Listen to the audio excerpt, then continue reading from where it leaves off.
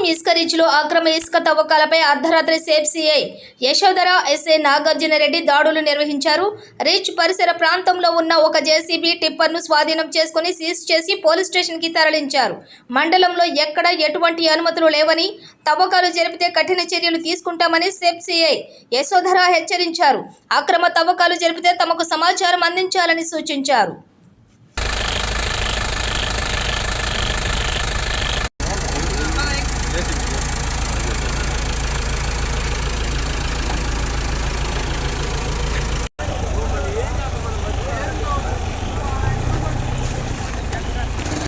Money.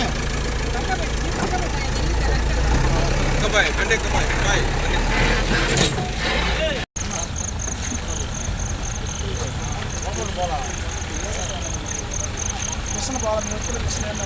అదే నాకు అదే అర్థం కావట్లేదు అసలు. సరే అది వచ్చేసి వెళ్ళిపోమన్నా పిల్లలు వచ్చాను అంతే సార్.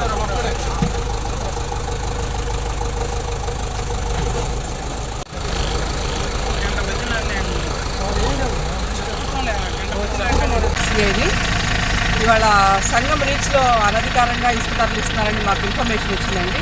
ఇమీడియట్గా లోకల్ ఎస్ఐ గారు నేను ఇద్దరు వచ్చాము.